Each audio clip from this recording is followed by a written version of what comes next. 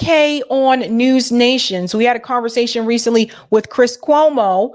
RFK here is going to lie about apartheid. So we're going to get into all of this jazz. We're going to debunk this conversation. And I want you to know, again, like Tulsi Gabbard, I do not believe that RFK is not aware of the other side of the story. I don't believe he even believes some of the things that he's saying, to be honest with you. I think he's playing the game. This is all an act. This is all a role. This is him saying what he thinks he needs to say in order to have people like AIPAC, in order to have the pro-Israel lobby on his side, and so that he actually has a chance to win this presidential election as an independent. Always keep that in mind. He's a lawyer. Okay. He's very familiar with two sides of a story. Let's get into it. Israel. So the resolution comes down. Hamas says, we'll give you back a couple dozen. The resolution says all. People say, well, they're a terror organization. You know, of course, Israel is going to have more conditions on them. They're a fully functioning democracy. Is that fair? And is that the way you would play it? Well, you know, I think, first of all, I think the most important thing for everybody to do is to express compassion for the people right now, particularly all the children who are suffering in Gaza. And I think the point that you made earlier was a really important one, that Israel is doing more right now to protect human life and has done more over the past 16 years to avoid this outcome. Pause. You see how he contradicts himself? So first he said we have to speak to the children casualties in Gaza. He said specifically in Gaza, which is good for him to say that. It's good that he is showing some type of consideration for the children that have lost their life in Gaza. It's over 11,000 people that have been killed in Gaza now. So it's great for him to say that. But then after that statement, he actually follows that up with Israel's doing everything that they can to protect human life. But you just acknowledge that there's children being killed in Gaza, but they're doing everything they can to protect human life. And we would expect of any nation in the world.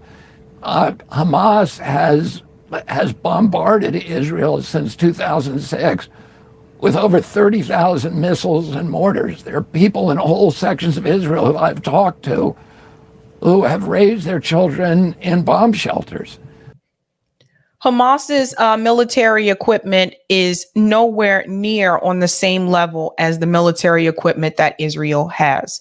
And if you were just listening to RFK Jr. and you don't research this, he's making it kind of seem like they have like this advanced technology. They don't.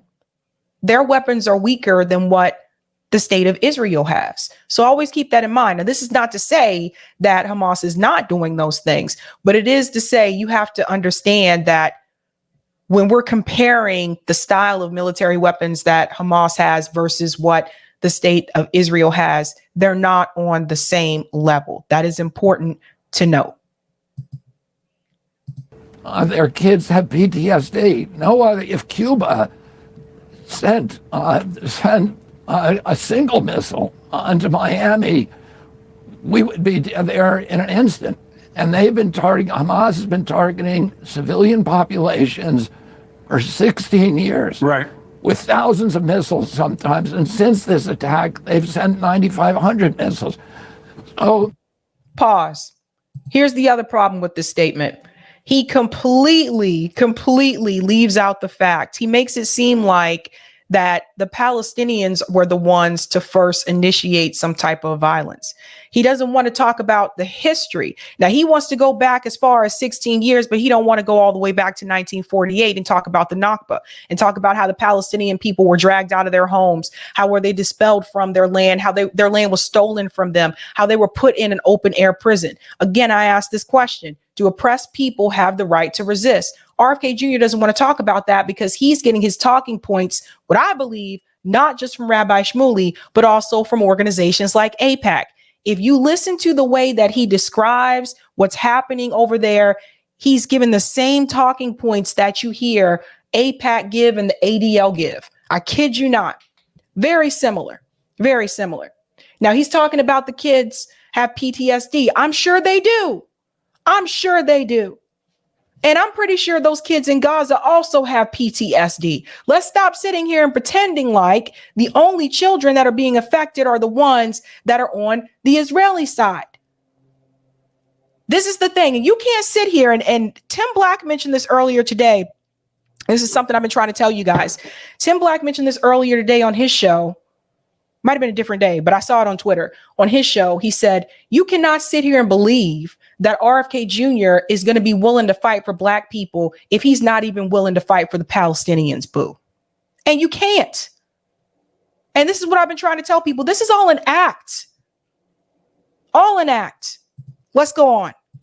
You know, Israel has done something I think nobody else in the world has ever done, which is it built the Iron Dome so that it would not have to attack Gaza. What happened on October 7th with this attack was the worst slaughter of Jews since the Holocaust, made them. That's a damn lie. Did you hear what he just said? So here he is. That's another lie. So he's saying that this was worse than the Holocaust. Guys, they've changed the number from 1,500 to 1,400, now down to 1,200. Now, if history serves me correctly, I seem to remember the number was a lot higher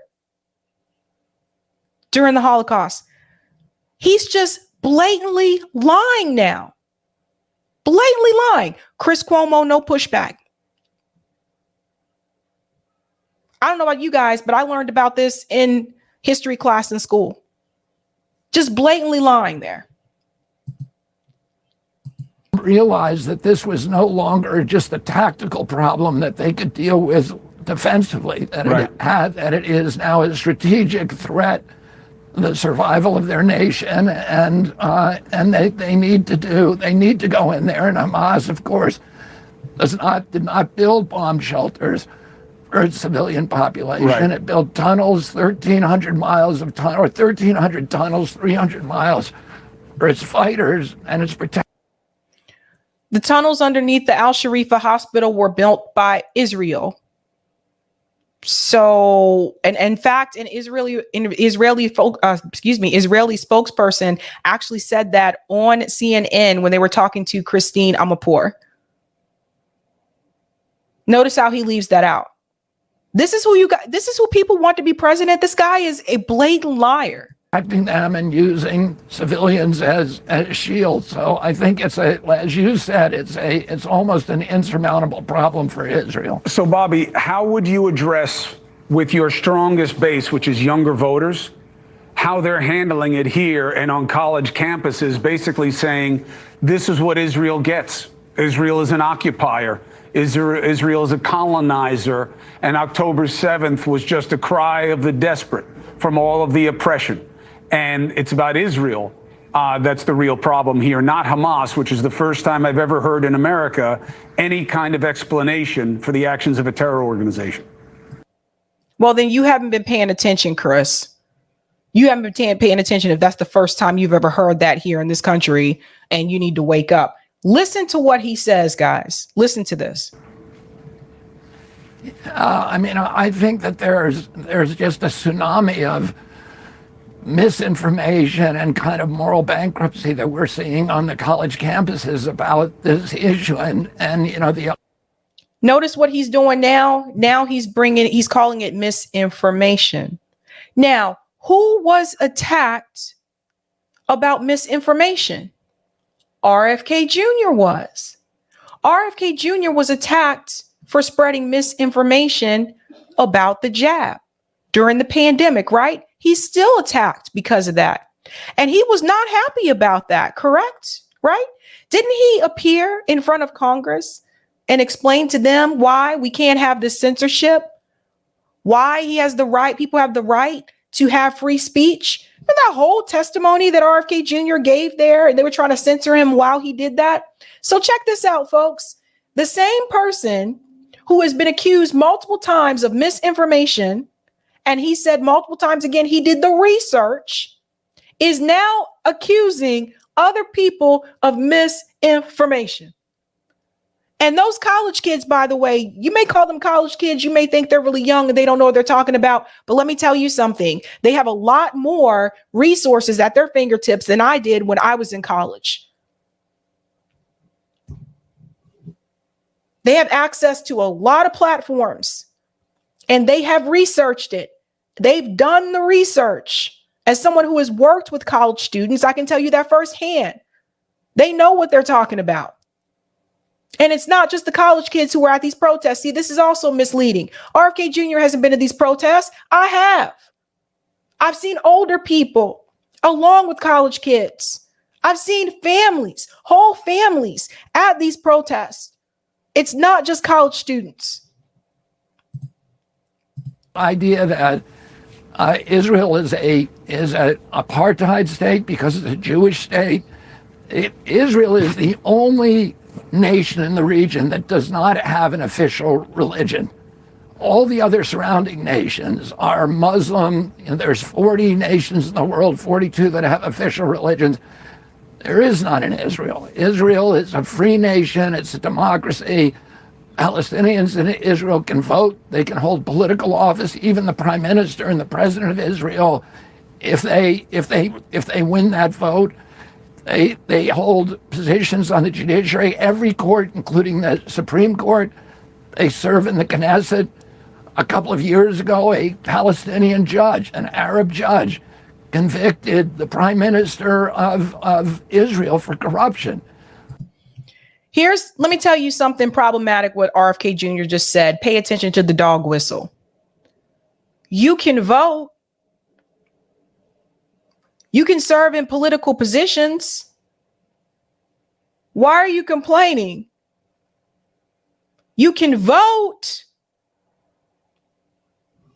Does that sound familiar to you? Look, you can vote. You're allowed to breathe. How dare you complain about having dirty water? 90% dirty water. How dare you complain about the state of Israel cutting off your electricity when they feel like it? How dare you complain? You use those 3 hours of electricity that we give you and you operate in those hospitals, damn it. You get to vote.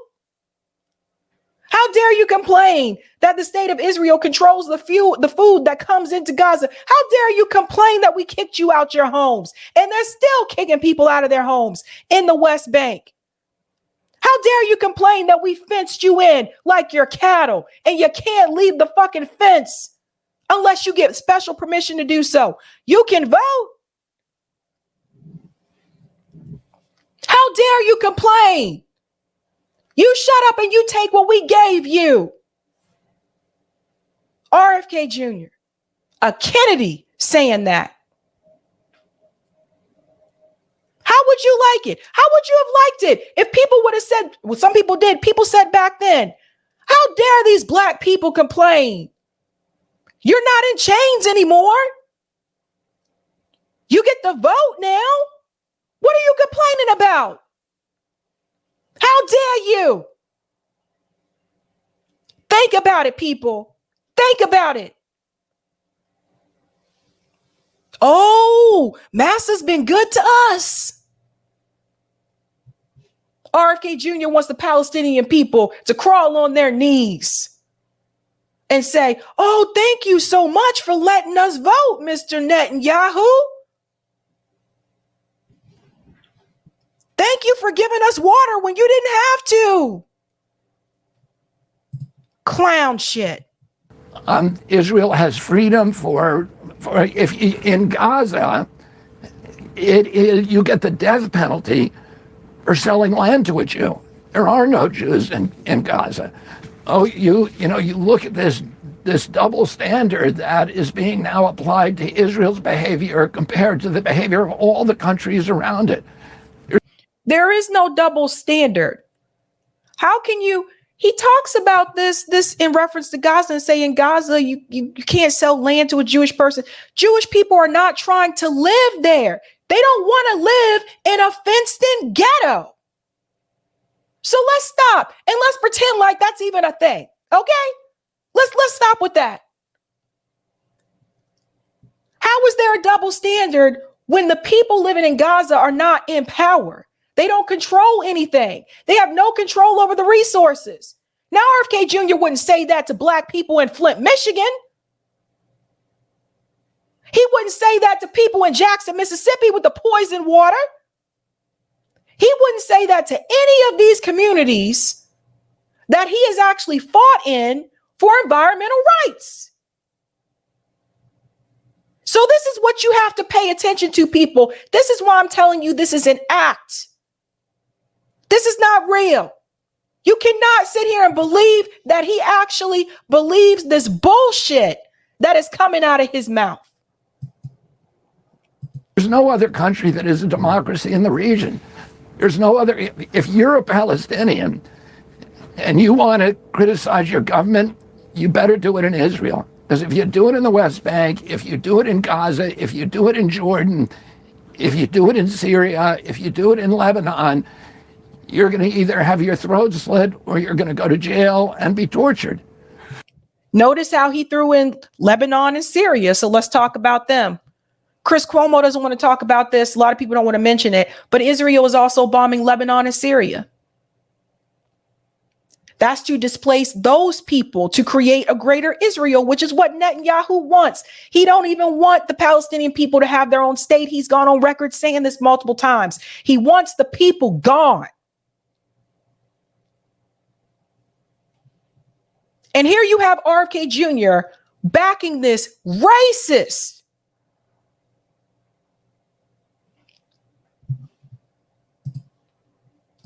Oh, the freedom that people have, so calling Israel an apartheid state is such an absurd twist and perverted twist. And ultimately, if you're applying a double standard, it reflects a bias, and you'd have to call that bias anti-Semitism. He's a liar. So now he's trying to say it's not an apartheid state. The UN has declared it to be an apartheid state. Human rights organizations have declared it to be an apartheid state. The Palestinians don't have freedom of movement. So since RFK Jr. wants to lie to you, I'm going to explain to you. We'll show you what apartheid looks like. And you let me know if you think it's an apartheid state. Apartheid is a loaded word tied to the racist South African regime of white minority rule. But although the word comes from there, apartheid isn't just a description of what happened in South Africa. It's actually a crime against humanity under international law.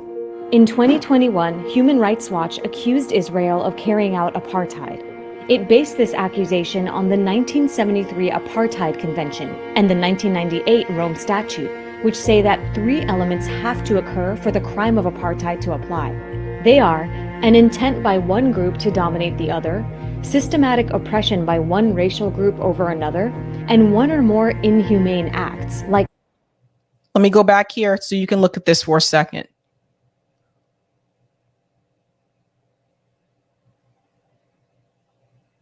I was trying to get it back so you can see. You see this? An intent by one group to dominate another, systemic oppression by one racial group over another, and the last piece... one racial group over another, and one or more inhumane acts.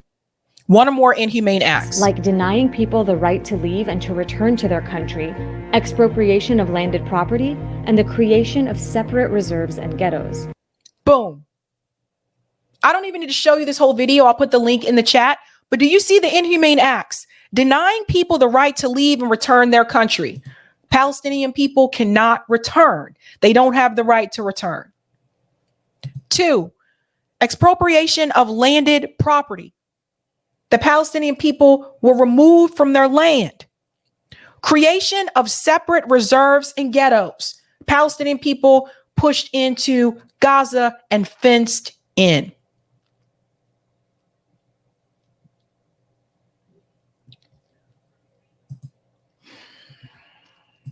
Part of the problem, I'll put this in the chat for you guys too, so you can watch that video. I played it on here before, but that way you can see the full video where they actually break down everything about what's happening there and why. So shout out to Al Jazeera for that. But part of the reason why I believe he has these talking points is because he's spending too much time hanging around This guy. Now, this is Rabbi Shmuley. Watch, Rabbi Shmuley is actually confronting one of the pro-Palestinian protesters. Watch this. I want you to see how these thugs operate. Here's a pro-Palestinian, anti-Israel, anti-Semite trying to destroy all the traffic on Broadway on a Saturday. Do you guys see what they're doing? So now what he's doing is he's making the term pro-Palestinian, he's defining that as anti-Semitic. Do people not see the supremacy?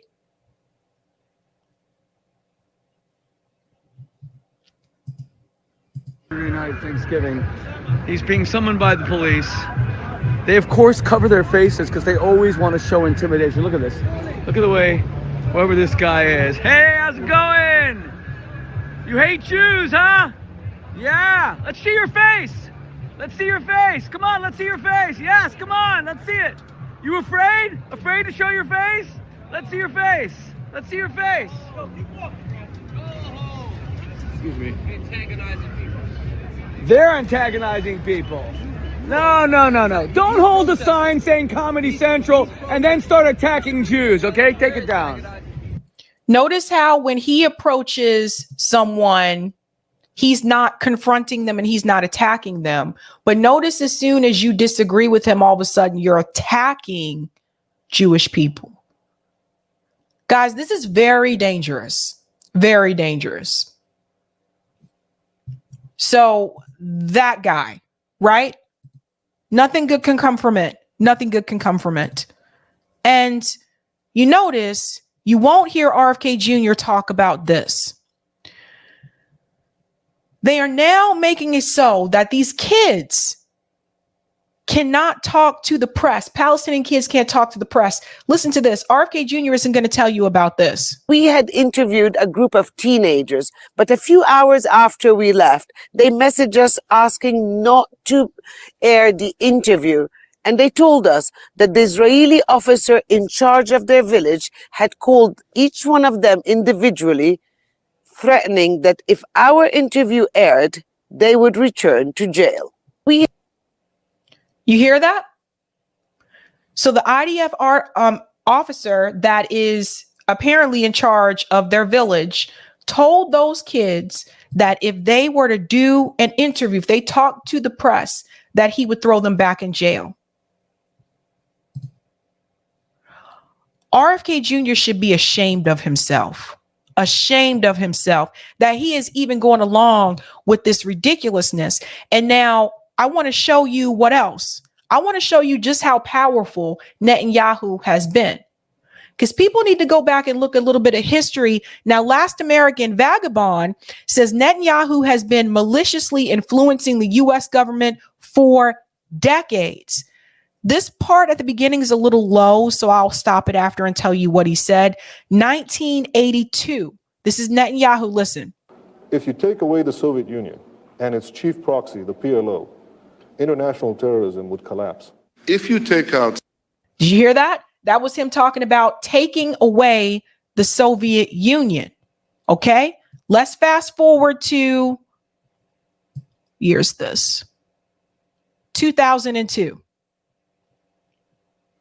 Here he is again. If you take out Saddam's regime, I guarantee you that it will have enormous positive reverberations on the region. Obviously, You heard that part. If you take out Saddam, it would be positive for the region. And the region, he's talking about the Middle East. Obviously, we saw what happened after the U.S. removed Saddam Hussein. That gave way for ISIS and Al-Qaeda. So just pay attention to what's happening here. Here's another one from 2002. Reverberations on the region. Obviously, we like to see a regime change, at least I would, in Iran, just as I would like to see in Iraq. The question now is a practical question. What is the best place to proceed? It's not a question of whether Iraq's regime should be taken out, but when should it be taken out? It's not. That's Iraq and Iran. Not a question of whether you'd like to see a regime change in Iran, but how do it... Are there any other nations that you would recommend that the United States launch preemptive attacks upon at this point? That was Dennis Kucinich. Let me go back a little bit so you can tell us older footage. That was Dennis Kucinich at that point. So this is Netanyahu. He is talking to Congress. You guys see what's happening here? Other nations that you would recommend that the United States launch preemptive attacks upon at this point? The answer is categorically yes. The two nations that are vying, competing with each other, who will be the first to achieve nuclear weapons, is Iraq and Iran. But a third nation, by the way, is Libya as well. Libya is trying very rapidly to build an atomic bomb capability. So you have here now three nations. Pause. Notice what he mentioned, the weapons of mass destruction, right? Okay. What war did we get into after that? So we had September 11. Next thing you know, we were told Saddam Hussein had weapons of mass destruction. Turns out he actually did not. He also mentioned Libya. Who decided to attack Libya heavily? That was Barack Obama.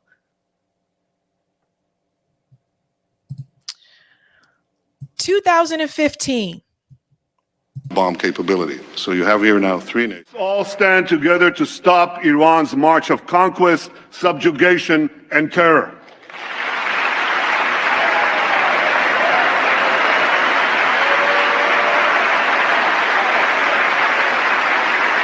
I know that no matter on which side of the aisle you sit, you stand with Israel.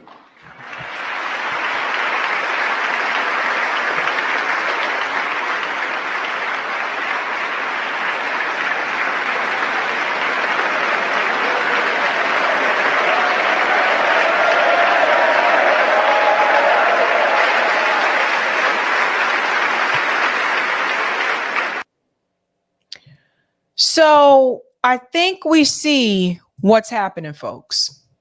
I think we see what's happening. And what's really interesting to me is, like, again, I'm going to say this to wrap this up. I do not believe that RFK Jr. does not know the other side. I believe he does know the other side, but I believe he's parroting those talking points from organizations like AIPAC because he believes that if he gets the support from them, which it seems like he has them on his side, the support or whatever from them, then that'll help him with this campaign. By the way, RFK Jr. is also selling a book. He's out there promoting it on Twitter. So when we said that Marianne Williamson was just selling books, RFK Jr. is selling books too.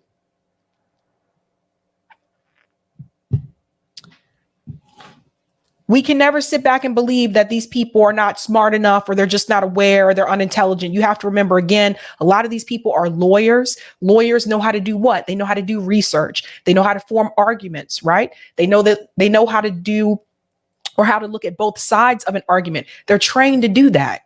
So you mean to tell me he would only look at one side? No, he's seen both sides. He's lying to you.